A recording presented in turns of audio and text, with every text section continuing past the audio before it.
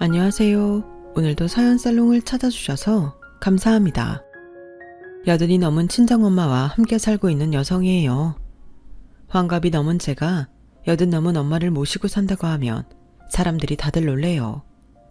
힘에 부치지 않냐? 엄마가 딸을 너무 힘들게 하는 거 아니냐? 말들이 많지만 저는 엄마랑 함께 사는 지금이 그 어느 때보다 행복하답니다. 제 어린 시절은 파란만장 그 자체였어요. 제 나이 9살 때 아빠가 사고로 세상을 떠나시고 저는 엄마와 함께 강원도 산골에서 살아야 했어요. 원래 저희 가족이 살던 곳은 전주였는데 아빠가 사고를 당한 곳이 강원도라서 장례를 치르러 강원도 고성까지 가야 했거든요. 그곳은 아빠의 고향이기도 했어요. 아빠가 사고를 당한 것도 친가에 갔다가 사고를 당한 거였죠. 친할머니는 장례를 마치고 집으로 돌아가려는 저와 엄마를 붙잡으셨어요. 남편도 없이 여자 혼자 어린 딸을 어떻게 기르느냐며 그냥 여기서 살라고 하셨죠. 당시 저희 엄마는 친정도 친척도 없던 처지라서 시어머니 말씀을 거역하기 힘드셨나 봐요. 그래서 전주집을 정리하고 친가 근처에 집을 얻어 살게 되었죠. 그런데 그게 다 친할머니와 아빠 형제들의 계략이었던 거예요. 애초에 친가 식구들한테는 저희 모녀의 안위는 안중에도 없었거든요. 그저 아빠의 재산을 고스란히 뺏을 생각뿐이었던 거예요. 저희 모녀가 고성에 정착할 때 작은 아빠는 집을 얻어주겠다며 전주집을 정리할 돈을 받아가셨어요. 형수님은 세상 물정을 잘 모르잖아요. 게다가 여기 실정은 형수보다는 제가 더 잘 아니까 나한테 다 맡기세요. 숙자 학교도 보내야 하고 앞으로 형님 빈자리가 많이 느껴지시겠지만 나 딸이다 생각하고 잘 보살필 테니 걱정 마세요. 악마는 웃는 얼굴로 다가온다고 세상 온화하게 보이던 작은 아빠는 그렇게 저희 집 전 재산을 받아가고는 오막살이 같은 집을 구해주셨어요. 그래놓고는 오히려 큰 소리를 치셨죠. 형수가 뭘 알아요. 이 동네 집값이 원래 그래요. 형수가 준 돈으로는 방 한 칸 구하기 힘들걸 내가 사정사정해서 얻은 거라고요. 아씨, 내가 미친놈이지. 기껏 힘들게 일해주고 죽은 형제상 떼어먹은 파렴치한 취급이나 당하다니. 형수, 나 이 기분으로 도저히 형수 얼굴 못 보겠으니까 앞으로는 우리 모른 척하고 삽시다. 먹긴 놈이 성낸다고 오히려 저희 엄마 탓을 하던 작은 아빠는 얼마 뒤 고향을 떠났어요. 엄마가 수시로 친가에 가서 돈 돌려달라고 사정을 했더니 아예 야반도주를 해버린 거죠. 어머님은 도련님이 어디로 갔는지 아시죠? 제발 알려주세요. 그 돈 저희 전 재산이에요. 그거 없으면 저랑 숙자랑 굶어 죽는다고요. 얘가 지금 무슨 소리를 하는 게냐? 그 돈으로 니들 사는 집 구한 건 나도 다 아는 사실인데 왜 내 아들을 도둑놈으로 몰아? 물에 빠진 거 구해줬더니 보따리 내놓으라고 하는 것도 아니고 지금 네가 제정신이냐? 어머님, 그러지 마시고 도련님 있는 곳 좀 알려주세요. 제발요. 일주일도 넘게 밤낮 가릴 거 없이 친가에 찾아가 통사정을 했지만 친가 식구들 누구도 눈 하나 깜빡 안 했어요. 엄마가 정신을 잃고 쓰러졌을 때도 아무도 꿈쩍 않더라고요. 이러다 엄마마저 죽으면 어떡하나 싶어서 제가 고사리 손으로 엄마를 흔들어 깨웠어요. 잠시 뒤 눈을 뜬 엄마는 모든 걸 체념한 사람처럼 축 늘어져서는 저를 데리고 집으로 돌아왔어요. 그때 시체처럼 축 늘어진 엄마의 치맛자락을 잡고 집까지 걸어가던 순간은 아직도 생생하게 기억납니다. 그렇게 집에 돌아온 엄마는 며칠을 알아 누웠어요. 끼니도 걸은 터라 좀처럼 기운을 차리지 못하셨죠. 보다 못한 저는 옆집에 찾아가 우리 엄마 좀 살려달라고 울며 사정했고 옆집 아주머니가 끓여준 미음을 먹고서야 엄마는 조금씩 기운을 차렸어요. 그러는 동안에도 친가 식구들은 그 누구도 찾아오지 않더라고요. 에그, 남편 앞서 보내고 그나마 있던 돈도 시동생한테 털려 먹었으니 살 희망이 어딨겠어. 그래도 애기 엄마야. 자식 생각에서라도 훌훌 털고 일어나. 지금 당장은 눈앞이 캄캄하고 어떻게 먹고 사나 막막하겠지만 그래도 살아보면 살아진다오. 정모하면 내가 재치자리라도 알아봐 줄게. 명희 잘 키워줄 사람도 알아봐 주고. 그러니 일단 기운부터 차려. 말이 씨가 된다고 옆집 아주머니의 말이 얼마 뒤 현실이 될 거라고는 꿈에도 몰랐어요. 자리를 털고 일어난 엄마는 품팔이부터 온갖 허드렛 일을 해가며 돈을 벌었어요. 하지만 총구석에서 버는 돈이라고 해봐야 겨우 모녀가 입에 풀칠할 정도였죠. 그나마 지천에 깔려있는 나물이며 호박, 가지 같은 채소들로 반찬을 할 수 있으니 근근히 버틸 수는 있었지만 제가 학교에 들어가고부터는 이래저래 돈 들어갈 일이 늘어서 엄마의 시름이 가실 날이 없었어요. 아빠가 살아계실 때는 전주에서 밥술 깨나 뜨고 살았던 터라 배고픔이 일상이 된 이 상황이 좀처럼 익숙해지지 않았어요. 지금까지도 그때만 생각하면 차라리 엄마랑 전주에서 버티고 살았다면 엄마도 나도 힘들지 않았을 텐데 하는 생각을 하곤 해요. 그랬다면 엄마와 제가 헤어지는 일도 없었을 테니까요. 제가 9살 여름 방학식을 하던 날이었어요. 동네 아이들과 함께 노래를 부르며 집으로 돌아왔는데 웬일로 엄마가 집에 계시더라고요. 평소 같으면 남의 집 일을 해주느라 논이며 밭에서 일을 하고 계실 엄마가 말이에요. 엄마랑 얘기를 나누고 있던 옆집 아주머니는 저를 보자 평소보다 반갑게 맞아주셨어요. 숙자 이제 오니? 내일부터 방학이지? 우리 숙자 방학도 했는데 아줌마가 서울 구경 시켜줄까? 서울 구경이라는 말에 뛸 듯이 기뻤지만 대답보다는 엄마 눈치를 먼저 살폈어요. 그러자 엄마가 지그시 저를 바라보시며 그러시는 거예요. 가고 싶어? 그럼 가자. 정말? 애들이 그러는데 서울은 엄청 크고 자동차도 많고 동물원에 사자랑 호랑이도 있대. 그럼 나 그거 볼 수 있는 거야? 그래, 동물원도 가고 남산도 가고 숙자가 원하는데 다 가보자. 얼마나 기뻤는지 몰라요. 강원도로 이사를 온 이후로 먹고 싶은 것도 하고 싶은 것도 모두 포기하고 살았던 터라 서울 나들이에 들뜬 건 당연한 일이었죠. 며칠 뒤 저는 엄마 손을 잡고 서울로 갔어요. 정신이 없을 정도로 차들이 많고 사방에서 빵빵거려서 엄마 치맛자락을 꼭 쥔 채 걸어야 했지만 눈앞에 펼쳐진 별천지에 마냥 들뜨고 기쁘기만 했어요. 그리고 해가 서서히 저물어 가던 무렵 엄마는 대궐 같은 양옥집에 저를 데리고 갔어요. 그 집에는 제 또래의 여자아이가 있었는데 백지찬처럼 하얀 얼굴에 한쪽에 보조기를 끼고 있었어요. 불편한 다리로 절룩거리며 제 옆으로 온 아이는 제 앞에 인형을 불쑥 내밀었죠.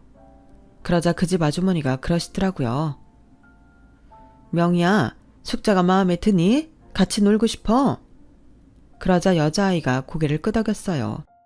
숙자야, 엄마는 아줌마랑 얘기 좀 하고 있을 테니까 명희랑 가서 놀아. 명희 방에 가면 인형도 많고 책도 많단다. 제가 엄마 눈치를 슬쩍 봤더니 엄마가 고개를 끄덕이시며 가서 놀라고 하더라고요. 그렇게 저는 명희를 따라 그의 방에 들어가 놀았고 난생 처음 보는 값비싼 장난감을 가지고 노느라 시간 가는 줄도 몰랐어요. 그러다 졸음이 밀려와 꾸벅꾸벅 졸았어요. 그러다가 언뜻 눈을 떴는데 저희 집보다도 훨씬 큰 방에 저 혼자 덩그러니 누워있더라고요. 캄캄한 방 안에 홀로 누워있던 저는 엄마를 찾아 거실로 달려나왔어요. 그런데 사방을 둘러봐도 엄마가 보이지 않는 거예요. 우리 엄마 어딨어요? 숙자야, 너희 엄마가 일이 생겨서 먼저 가셨어. 여기서 밥 잘 먹고 명희랑 사이좋게 지내고 있으면 엄마가 너 데리러 올 거야. 싫어요. 나 엄마 따라 갈래요. 우리 엄마 어딨어요? 아줌마, 제발 우리 엄마 좀 불러주세요. 아주머니는 울고불고 난리를 치며 집을 나가려는 저를 끌어안으며 그러시더라고요. 숙자야, 아줌마가 약속할게. 엄마랑 꼭 만나게 해줄 테니까 그때까지만 여기서 살자. 지금 밖에 나가도 너 엄마 못 찾아. 오히려 길이 갈리면 영영 엄마를 못 보게 될 수도 있다고. 그래도 나갈 거야. 하루 종일 엄마를 따라 걸었던 서울 풍경을 생각하니 아주머니 말이 거짓말 같지는 않았어요. 사실 그 많은 차들과 사람들 속에서 우리 엄마를 찾을 자신이 없었거든요. 혹여 서울 한복판에서 길이라도 잃는다면 그때는 정말 엄마와 영영 이별을 하게 되는 거니까요. 그래서 일단은 아주머니 말대로 엄마를 기다리기로 했어요. 잠깐이면 될 줄 알았던 기다림은 결국 제가 중학교를 졸업할 때까지 이어졌죠. 아주머니 도움으로 중학교까지 다니는 동안 저는 다리가 불편한 명희의 수행 비서처럼 살았어요. 대신 책가방을 들어주고 학교에서 화장실에 갈 때도 늘 제가 따라다니며 부축을 해주었죠. 아주머니께서 학교에 얘기를 해놓은 덕에 저는 매년 명희와 같은 반 짝꿍으로 지낼 수 있었어요. 집에 돌아와서는 식모들과 함께 집안일을 거들었고 매달 용돈을 받을 수 있었어요. 그러던 어느 날이었죠. 수업이 끝나고 명희와 함께 교문을 나섰는데 그날따라 기사 아저씨가 늦는 거예요. 그런데 그때 마침 저희 학교 앞을 지나던 남학생 무리가 저와 명희를 보고는 힐끔대더라고요. 처음엔 명희 다리에 채워진 보조기교를 보고 놀리는 건가 했는데 잠시 뒤 잘생긴 남학생 하나가 저희 쪽으로 다가오는 거예요. 저는 습관적으로 명희를 지켜야 한다는 생각에 명희 앞을 가로막으며 앞으로 나갔죠. 그랬더니 명희가 저를 옆으로 확 밀치더라고요. 그 바람에 바닥에 꼬꾸라진 저는 무릎이 까졌고 선홍색 피가 번져 나왔어요. 자기 때문에 내가 다쳤는데도 명희는 저한테 눈길조차 주지 않고 남학생 얼굴만 바라보고 있더라고요. 마치 얼빠진 사람처럼요. 그제야 명희가 그 남자애한테 반했다는 걸 알았어요. 그런데 문제는 그때부터였어요. 남학생이 얼른 달려와 바닥에 주저앉아 있는 저를 일으켜 세워준 거예요. 괜찮아? 많이 다친 거 아니야? 그러면서 멀뚱히 서 있는 명희를 보고는 인상을 쓰며 말했어요. 야, 넌 사람을 밀쳤으면 최소한 사과는 해야 하는 거 아니냐? 그러자 명희가 마음이 상했는지 버럭 소리쳤어요. 보면 몰라? 난 다리 병신인데 어떻게 그럼? 그게 무슨 상관이니? 미안하다는 말 한마디 하는 게 그렇게 힘드냐? 보아하니 넌 다리가 병든 게 아니라 마음이 병든 것 같다. 그러면서 손수건을 꺼내 피가 난 부위를 닦아주었어요. 남학생은 저희 옆 학교 학생으로 저희와 같은 중3이었어요. 공부를 꽤 잘하는지 경기고등학교에 진학하는 걸 목표로 하고 있다고 하더군요. 기사 아저씨가 도착하는 바람에 긴 이야기를 나누지는 못했지만 남학생은 제게 마음이 있던 모양이었어요. 저희 쪽으로 다가온 것도 제게 말을 걸어보려고 그랬던 거라고 하더군요. 서로 통성명을 하는 걸 끝으로 명희와 저는 차에 올랐고 남학생은 저희가 탄 차가 안 보일 때까지 손을 흔들었어요. 그리고 그날 이후 명희는 제게 무척이나 차갑게 굴기 시작했어요. 사춘기를 지나면서 외모 콤플렉스 때문에 성격이 모나게 변한 명희였지만 저한테는 변함없이 잘해주던 아이인데 자기가 반한 남학생이 제게 관심을 주자 순식간에 변해버린 거죠. 평소에도 질투심이 남달라서 제가 다른 친구들과 말이라도 섞으면 울고불고 질색을 하는 앤데 이번엔 제가 버림받게 되었네요. 화가 난 명희는 끝끝내 저를 집에서 내쫓고야 말았거든요. 숙자야, 이제 너도 중학교를 나왔으니 네 인생을 찾아가야 하지 않겠니? 언제까지고 널 우리 집에 잡아놓는 것도 이제 미안해서 안 되겠구나. 그래서 말인데 네가 지낼 곳을 알아봤어. 아주머니는 제가 일을 하며 숙식을 제공받을 수 있는 오공장을 주선해 주시며 그동안 고생 많았다고 돈도 챙겨주셨어요. 명희가 이제 제가 싫다던가요? 그래서 내보내시는 거예요? 아주머니는 한사코 아니라고 하셨지만 저도 눈이 있고 귀가 있는데 모를 리가 있나요? 아무튼 집주인이 나가라고 하는데 안 나가겠다고 버틸 수만은 없었던 저는 대신 아주머니께 부탁을 드렸어요. 언제고 저희 엄마가 날 찾아오면 제가 일하는 곳을 꼭 알려달라고요. 아무리 힘들어도 절대로 그 공장을 그만두지 않을 테니까 꼭 부탁한다고요. 그렇게 저는 공장에서 미싱 돌리는 일을 하게 되었어요. 명인의 집을 나온 이후에도 아주머니 생신 때는 선물을 사들고 찾아가곤 했습니다. 비록 끝까지 인연을 이어가지는 못했지만 그래도 갈 곳 없는 저를 키워주시고 중학교까지 보내주신 은인이니까요. 명희가 나를 보고 싶어 하지 않을 것 같아서 밖에서 따로 만나거나 명희 없을 때 집에 찾아가곤 했는데 그럴 때마다 아주머니는 명희 소식을 들려주곤 하셨어요. 저희 사이가 갈라진 거에 대해 많이 안타까워 하셨거든요. 명희도 저를 그렇게 내친 거에 대해 많이 후회하는 것 같았습니다. 그럼에도 화해하지 못했던 건 그놈의 자존심 때문이었죠. 명희는 제가 먼저 숙이고 들어오길 바랐고 저는 그러고 싶지 않아 버틴 탓입니다만 생각해보면 우리 둘 다 철이 없었던 거죠. 명희와 다시 얼굴을 마주한 건 명희가 고등학교를 마치고 미국으로 유학을 떠날 때였습니다. 우리는 서로의 얼굴을 보자 누가 먼저랄 것도 없이 부둥켜 안고 펑펑 울었어요. 언제 다시 보게 될지 모른다 생각하니 그동안 쌓여있던 앙금보다는 서로에 대한 그리움이 컸던 덕분이죠. 기집애야, 그간 나 많이 미워했지? 나도 내가 잘못한 거 아는데 그래도 너니까 날 이해하고 받아줄 줄 알았어. 어떻게 나가란다고 바로 나가냐? 난 그저 너 골탕 먹이려고 해본 말이었는데. 나도 어려서 속이 좁아 그랬지 뭐. 나도 알고 있었어. 네가 정말 날 내보내려고 하는 게 아니라는 걸. 내가 너한테 가서 말로 풀었으면 될 일이었는데 참 바보 같았지. 아니야, 내가 못돼 먹어서 그래. 숙자야, 나 미국 가서 다리 고치고 오면 그때 다시 예전처럼 붙어 다니자. 그때까지 잘 지내야 돼. 짧은 만남이었지만 그래도 늘 가슴에 묵직하게 박혀있던 돌이 빠져나간 것 같아 다행이다 싶었습니다. 시간은 흘러 21살이 된 저는 그 공장 재단사와 결혼을 하게 되었어요. 여보, 나 공장 일 계속 하고 싶어. 여기서 누굴 좀 기다려야 하거든. 누굴? 설마 남자는 아니겠지? 자기도 참, 그런 거면 내가 당신한테 말을 할까봐? 남자가 아니라 우리 엄마야. 9살 때 헤어진 우리 엄마. 엄마 때문에라도 난 공장 일 그만 못 두니까 당신도 그렇게 알아. 허락 안 해주면 나 결혼 안 해. 이래, 돈도 버는데 내가 왜 반대를 하겠어. 그렇지만 이런 애도 우리 집 일에 소홀히 하는 건 안 돼.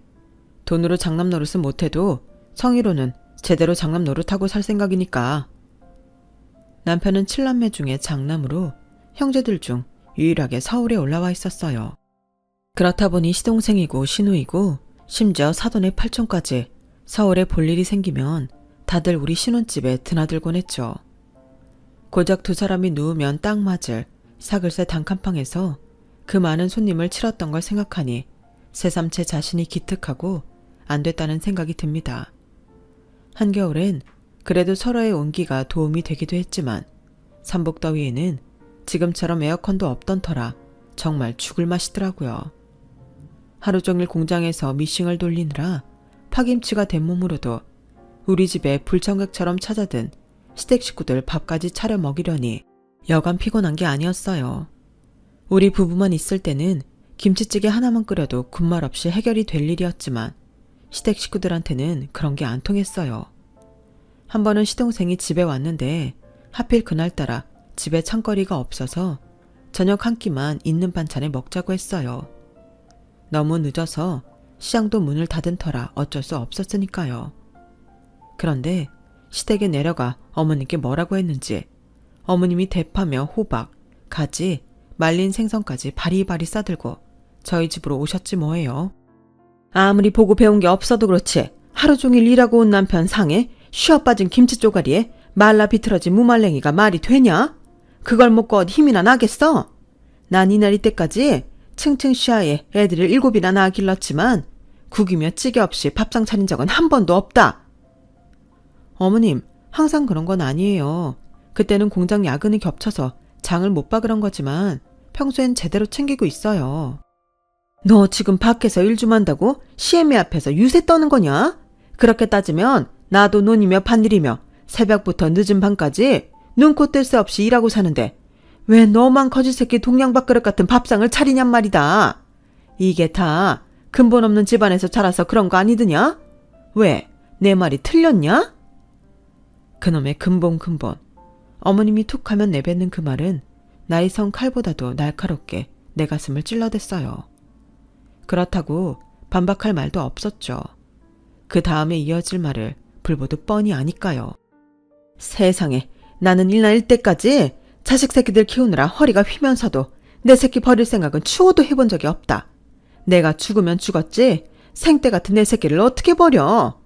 그런 거 보면 네 친정어머니는 참 어지간한 사람이다.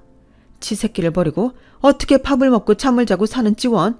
너도 나중에 네 엄마 닮을까 봐 걱정이다. 어머님, 꼭 그렇게 말씀하셔야 돼요? 차라리 저한테 뭐라고 하세요. 제 엄마 욕하지 마시고요. 어머님도 여자잖아요. 어머님도 누군가의 자식이잖아요. 오죽했으면 자식을 버렸겠어요. 미워해도 제가 미워해야죠. 욕을 해도 제가 해야 한다고요. 왜 어머님이 알지도 못하는 저희 엄마 욕을 하세요? 이게 어디서 고개를 빳빳이 들고 대들어. 네가 이러니까 네 엄마가 욕을 먹는 거다. 오죽하면 내가 일명식도 없는 네 엄마 욕을 하겠냐. 어디서 저런 걸 데려와선? 아, 내 새끼만 불쌍하지. 어쩌면 시어머니들은 하나같이 못됐을까요?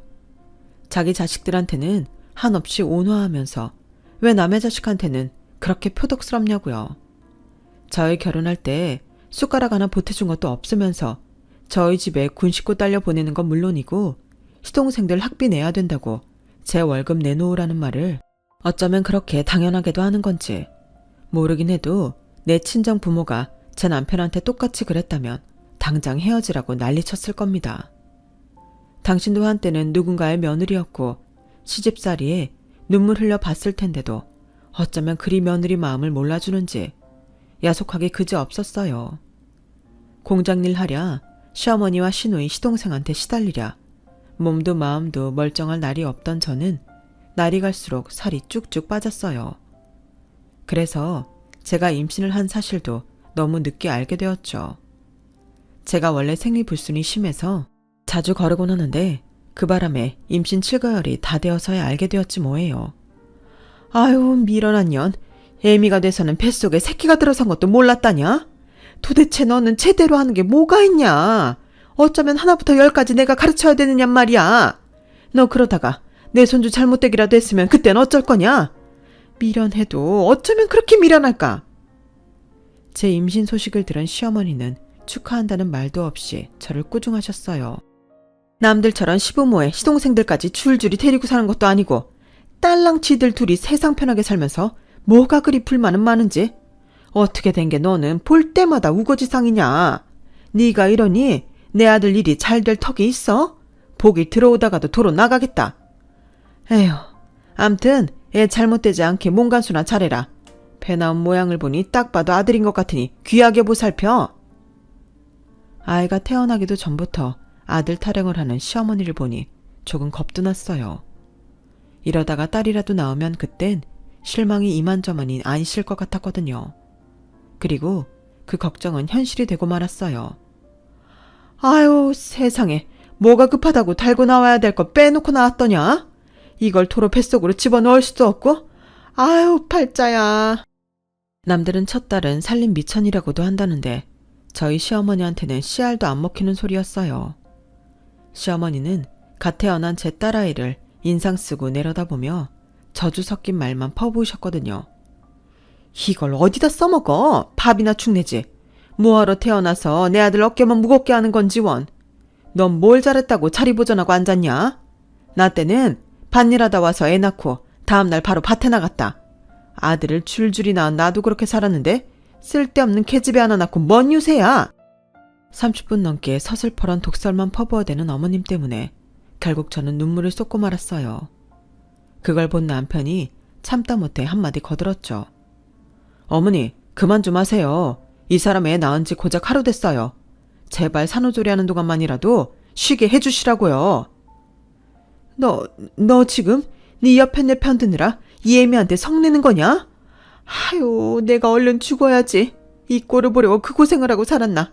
아유, 서러워라. 원통해라.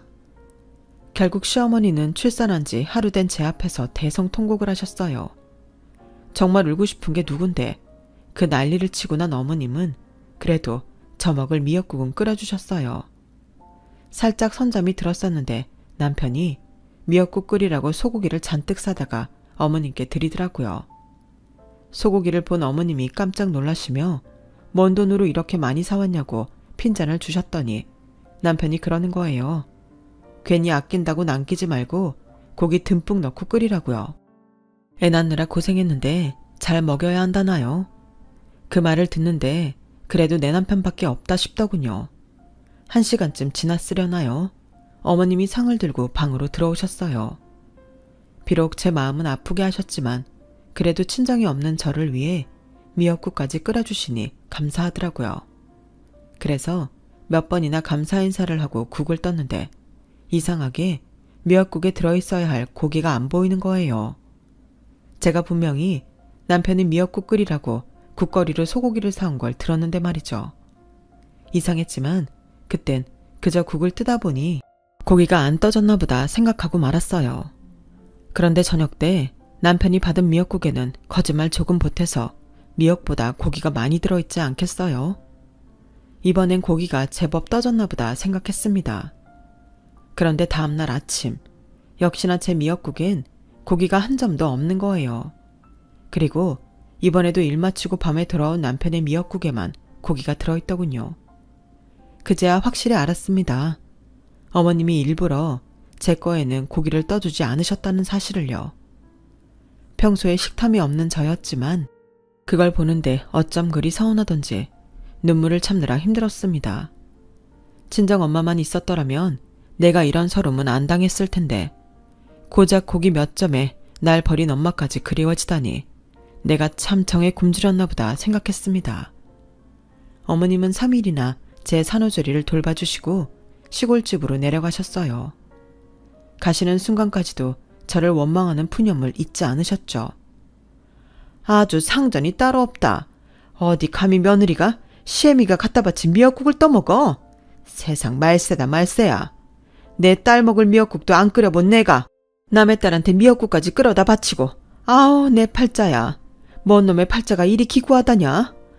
에이구 늙으면 죽어야지. 이런 꼴을 보기 싫어 내가 죽어야지. 어머님은 기껏 며느리한테 미역국까지 끓여주시고도 자신의 공을 입으로 다 까먹으셨어요. 딸아이를 낳고 한동안 공장 일을 할 수가 없었어요. 애도 봐야 하고 살림에 시댁 식구들 뒤치다거리까지 도맡아 해야 했으니까요. 여보, 내가 일을 쉬느라 수입이 줄어서 힘들지 않아요? 어디다 애 좀 맡기고 다시 일할까? 무슨 소리를 하는 거야? 돈이 중요한가? 우리 딸내미랑 마누라가 중요하지. 돈 걱정은 말고 살림이나 해. 남편이 말은 그렇게 했지만 상황이 힘들다는 건 저도 알고 있었어요.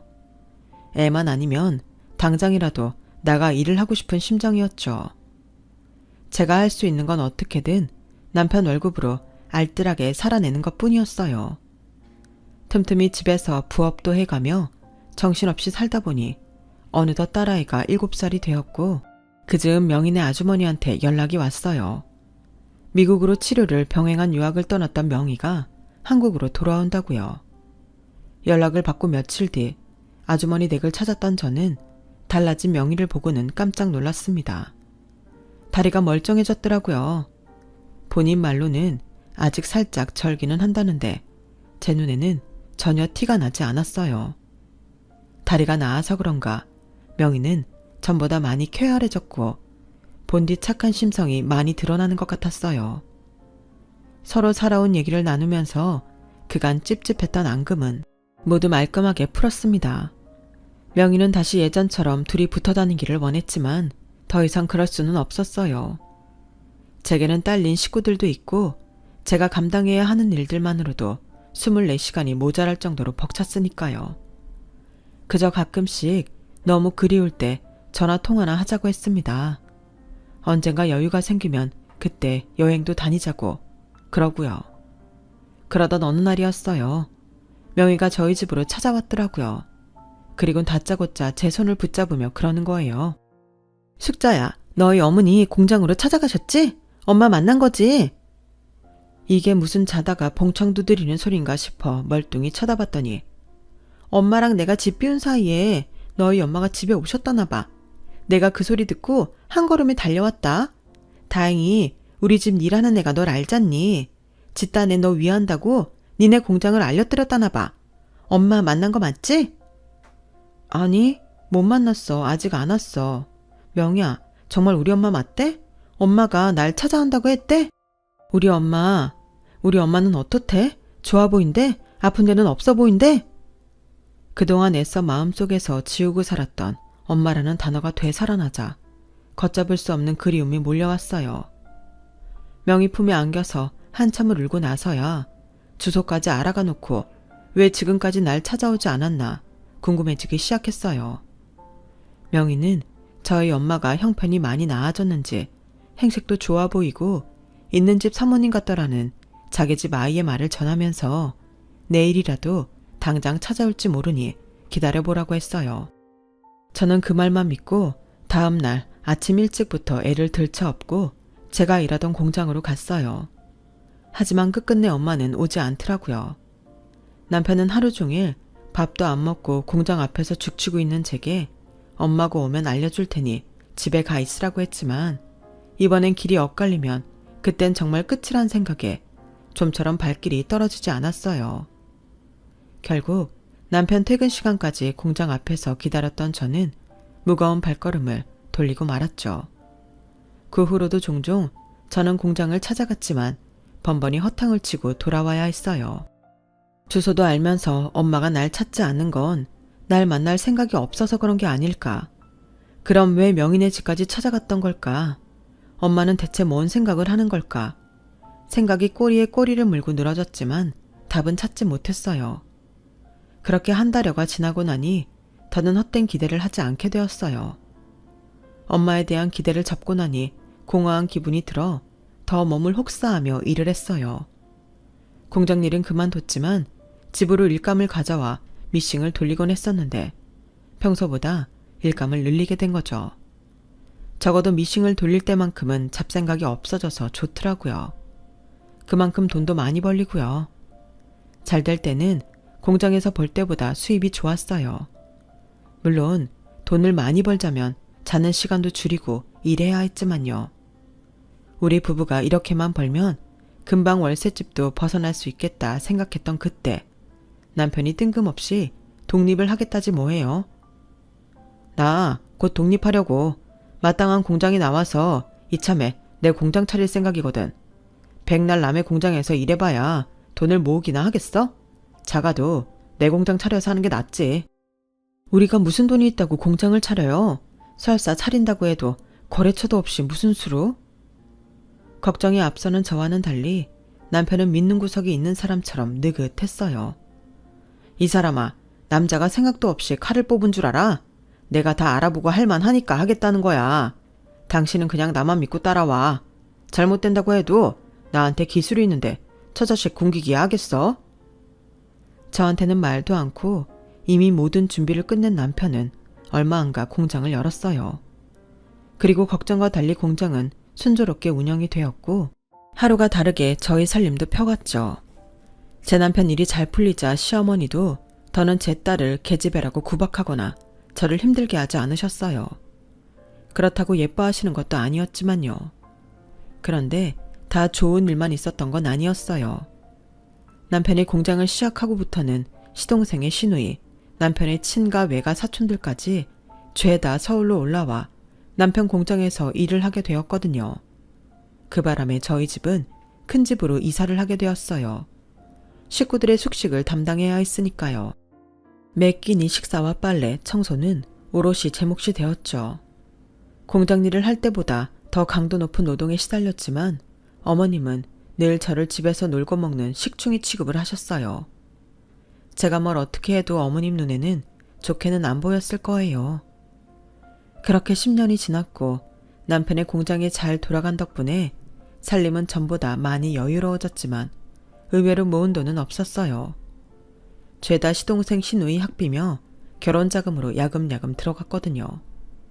저는 공장 일이 바쁠 때는 종종 나가 미싱도 돌려주고 공장 식구들 밥도 해다 날랐지만 딱히 월급을 받지는 않았어요. 내 남편 공장이니 당연하다 생각했지만 나중에 보니 내 희생은 공은 모조리 시댁 식구들이 차지했더라고요. 그럴 줄 알았으면 다만 얼마라도 돈을 받아 챙길 걸 후회했답니다. 말이 옷공장 사장님 사모님이지 저는 제 손으로 융통할 수 있는 돈이 한 푼도 없었어요. 여전히 명인의 아주머니 생신 때 선물을 사거나 정말 가끔 명이랑 만나 밥 한 끼 먹으러 나갈 때도 생활비에서 아낀 돈을 모아 들고 나갈 정도였으니까요. 그런데 이런 저와는 달리 시댁 식구들은 너무 많이 변한 거예요. 특히 저랑 동갑인 둘째 시누이는 변해도 너무 변했더라고요. 깡촌에서 집에 젓가락도 변변이 없어서 숟가락 뒷꼭지로 반찬을 떠서 먹던 시누이는 완전 부잣집 사모님처럼 변한 거예요. 저도 한번 못 신어본 유명 브랜드 옷이며 구두, 핸드백까지 주렁주렁 입고 다녔죠. 시누이 남편 벌이가 그리 좋지 못하다는 걸 알기에 더 의아했어요. 아가씨는 무슨 돈으로 그 비싼 옷이며 구두를 사 쓰는 거예요? 어디 꿍쳐둔 돈이라도 있어요? 언니도 참, 나한테 그런 게 어딨어? 큰오빠가 사준 거니까 받아 쓰는 거지. 내 돈 주곤 이런 거 못 사지. 한껏 들떠서 떠들던 시누이는 순간 두 손으로 자기 입을 틀어 막았어요. 우리 그이가 사줬어요? 옷이랑 신발, 백까지 몽땅? 그제야 사태의 심각성을 깨달은 시누이는 입을 닫았지만 결국 모든 걸 실토하고 말았어요. 정확히는 제 남편이 사준 게 아니라 저희 엄마가 져주라고 사준 걸 남편이 지 동생한테 준 거였죠. 저 몰래 저희 엄마랑 연락하는 걸 비밀로 하려고요. 이유는 돈 때문이었어요. 저희 엄마가 명인의 집에 찾아갔던 날 엄마는 바로 제가 일한다는 공장으로 갔던 모양이에요. 거기서 제 남편을 만나게 되었고 제 소식을 전해 들었죠. 하지만 남편은 엄마한테 제가 만나고 싶어 하지 않는다고 거짓말을 했어요. 엄마가 타고 온 차와 차림새를 보고는 있는 집 사모님이라는 걸 알곤 잔머리를 굴린 거죠. 중간에서 저를 잘 구슬려 보겠다며 착한 사위 코스프레를 하면서 사업 자금도 뜯어내고 필요할 때마다 이것저것 받아냈나 봐요. 돈 있는 남자랑 재혼해 생활에 여유가 있던 엄마는 저에 대한 미안함 때문에 제 남편의 요구에 순순히 응해주었고 제 생일이며 명절 때마다 옷과 가방, 구두 같은 것들도 보내주셨죠. 시누이가 입고 쓴 고가의 브랜드 제품들이 그거였어요. 모든 사실을 알게 된 저는 애를 데리고 집을 나왔어요. 하지만 당장 갈 곳이 없더라고요. 그래서 명희한테 전화를 했더니 자기 집으로 오라더군요. 남편의 만행을 다 들은 명희는 변호사를 구해줄 테니 소송을 하라고 했어요. 비용은 자기가 대주겠다면서요. 그 전에 일단 엄마부터 만나보기로 한 저는 남편한테 받은 엄마 전화번호로 전화를 걸었어요. 그리고 다음 날 수십 년간 떨어져 살았던 엄마와 만나게 되었죠. 정말 미워했었는데 막상 얼굴을 보니 미움보다는 안도감과 반가움이 더 컸어요. 그래서 다짜고짜 엄마를 끌어안고 펑펑 울었죠. 그렇게 눈물에 모녀 상봉을 한 우리는 지난 10수년간 우리 사이를 막아섰던 제 남편에 대한 복수를 하기로 했어요. 저도 저였지만 엄마가 도저히 용서를 못하겠다며 어떻게든 짓밟아 버리겠다고 하시더군요. 제 이혼 소송과 더불어 남편이 그간 우리 모녀를 속이고 엄마한테 뜯어간 돈과 금품 등에 대한 소송도 별도로 시작했어요. 변호사는 엄마와 재혼한 분이 실력 있는 분으로 구해주셨죠. 한 이불을 덮고 살면서 그 긴 세월을 저를 속이고 지네 식구들 배를 불렸던 남편은 결국 알거지가 되고 말았어요. 그동안 저희 엄마 등에 빨대를 꽂고 돈을 쭉쭉 빨아먹었던 시댁 식구들도 그간 받아먹은 돈과 금품에 대한 대가를 토해내게 되었고요. 그 과정에 형제들 간의 싸움도 벌어지고 지들끼리 소송까지 벌이면서 아주 진흙탕 싸움이 됐더라고요. 결국 자식들의 몰락에 시어머니는 충격을 받아 쓰러지셨고 제 시댁은 쓰나미에 휩쓸린 해변처럼 난장판이 되고 말았어요. 그리고 드디어 약 20여년간의 제 결혼 생활은 아주 더럽게 끝이 났어요. 이것도 벌써 10수년 전의 일이 됐네요. 이혼 후 저는 딸아이와 함께 살다가 딸이 시집을 간 후부터는 친정엄마랑 함께 살고 있어요. 엄마랑 재혼하셨던 분이 세상을 떠나시면서 함께 살기 시작했거든요. 다행히도 엄마는 여전히 정정하세요. 엄마 말로는 우리 모녀가 떨어져 산 시간이 길어서 그 기간을 돌려받으려면 당신이 오래 살아야 한다고 하시네요. 이유야 어찌됐든 간에 엄마가 아픈 데 없이 건강하게 오래오래 사셨으면 좋겠습니다. 엄마라는 이름이 참 무겁긴 하지만 대단하다는 것도 새삼스레 느끼는 요즘입니다. 지금까지 제 사연을 들어주셔서 감사합니다. 사랑하는 가족들과 행복하세요. 여러분, 사연 댓글에 응원과 현명한 조언 부탁드려요. 좋아요와 구독은 저에게 큰 힘이 됩니다. 오늘도 좋은 일 가득하세요.